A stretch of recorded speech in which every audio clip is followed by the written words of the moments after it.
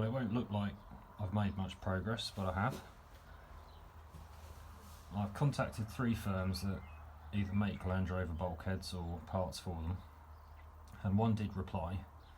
Robert Owen Engineering here in the UK, landroverbulkheads.co.uk. It's been very helpful. It's provided me with photos of their bulkheads, which are made to the original spec and drawings, and different stages of build. So I've been able to see how these front panels are put together, which has helped me work out what I want to do here and how the hinge area is put together.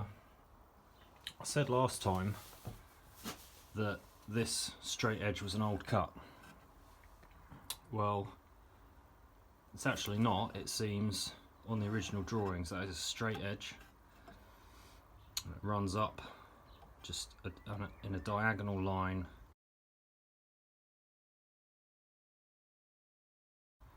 to this, what they call a joggle, which is like an indent. So this metal here is set back a bit from this, and the door pillar comes up and runs up against that joggle.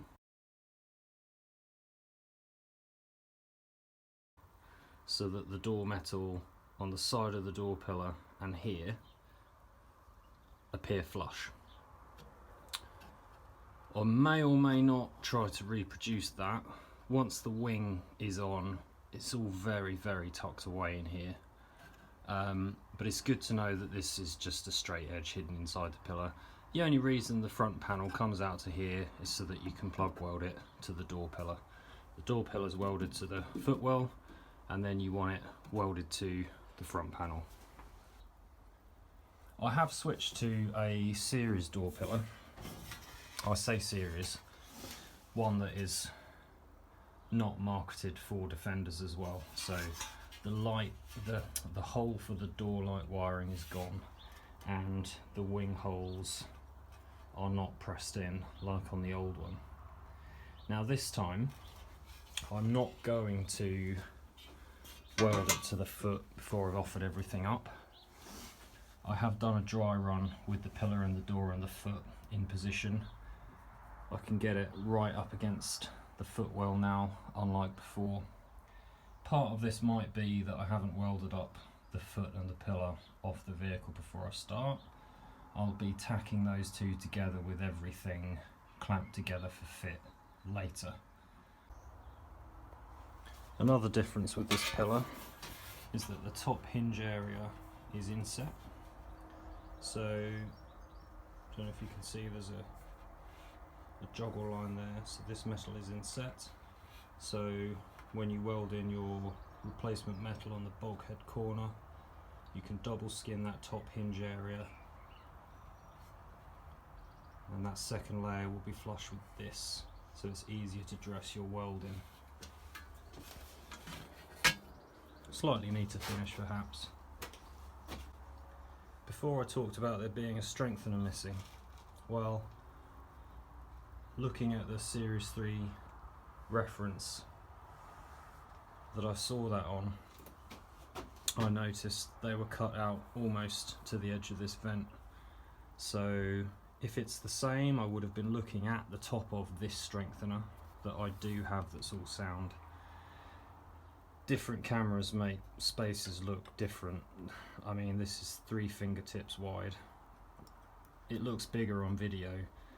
There's nothing missing out of here. There's nothing in the original drawings that I've had some help to understand.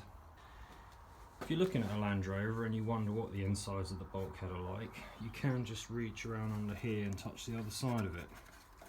You might even tuck your phone in there with the flash on and take a shot off an inside. So you can check the insides to some extent. The remains of a strengthener I thought I saw turned out to be of the upper captive nut cage, which is different to the lower one. The lower one is one piece and there's a lot of room for the plate to move in. Up above they are a U-shaped bracket, or were. I think they still are on new bulkheads. If they're accurately made. There's just enough room to hold the nut plate in place against the back of the door pillar. I've cut out metal both for repairing the front panel here, so I've got enough metal to do what I need to do there. There's a fold at the bottom which I may try to reproduce. We'll see how we go. Starting from a simple template, taking the angle from the photos that I've seen. So that will come off first.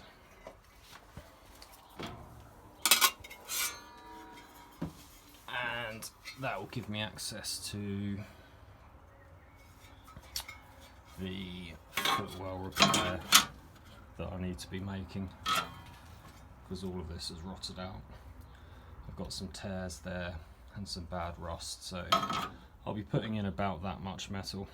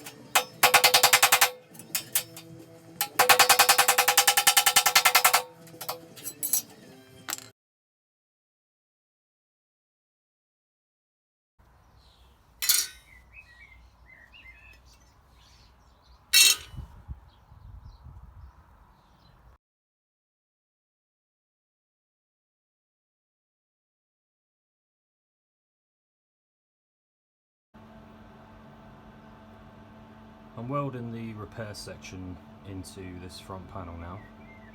It's quite interesting, it's the thinnest metal I've welded so far. Well, I've done the footwell repair. I found blowing through the metal's not a problem. Getting good penetration and doing quick spot welds, spreading the welds out. I did spread the welds out when I was doing the footwell, but after I'd finished I found the footwell metal had warped. So we all know thinner metal does warp when you put a lot of heat into it, but I tend to learn better from actually doing things. So that will pull round fine actually, it's a large bit of metal and that'll be okay. This started to move, started to warp out. So that clamp is actually holding it. You know, as I put heat in, it's wanting to come towards me and the clamp's sort of stopping it in the plane I want it to stay at. So I've been putting a few welds in and then letting it cool until it's just warm to the touch. I can run my fingers over those welds. I've got some down the back as well, just for some added strength. Obviously welding both sides, that is a lot of heat for a piece of metal that thick, so just taking my time. I should be able to clean up that front quite nicely, and I'll have plenty of strength in that. Put some seam sealer down the back as well before I paint it all up and close it in with the new bulkhead corner.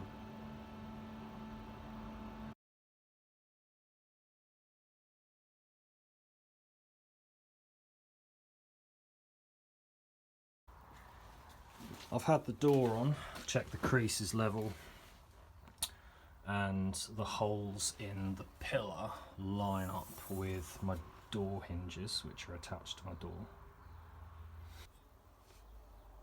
The first pillar, I welded the foot on square to the pillar before I started, and I had a massive gap against the footwell. This time I haven't, and that is what gives you the adjustment you need on an old Land Rover. You can see my foot in there is sitting at an angle. The holes don't line up. When the pillar is flush with the footwell, and when that's clamped in and the door's offered up and everything looks good, this is where the foot wants to be. Over the years, outriggers get replaced, not perfectly square. They get replaced as best they can with a pillar that's got mangled or been in a smash, and things slowly creep out. So the foot being separate gives you the movement you need for your Land Rover, which isn't quite the same as everyone else's. As long as your door gaps are right and your crease is level and the door fits and the pillar's straight, which it is, what the outrigger and this foot then do between themselves is up to them, if you see what I mean. If I set this foot completely straight in the pillar, you can see I've pulled the pillar away.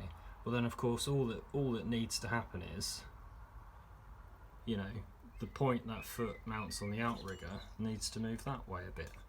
So then my square foot and pillar come up flush to that footwell. Well, I'm not going to replace the outrigger to achieve that. I've recently replaced the outrigger. It's a good job. It's obviously not perfectly square, or the footwell's, you know, not been installed square, or there's so many different variables, and really what you want is movement between these two. So you get everything offered up so that it's right for you, and then tack the two in place, take it off, fully weld it up, and then you're good. Now in my case, I need to bring the inside of that foot down and change the angle it sits. In summary, don't be surprised when you offer your pillar and foot up that to get everything right with the pillar, the foot's not quite sitting right in the pillar. That's the error in your vehicle that's crept in over the years.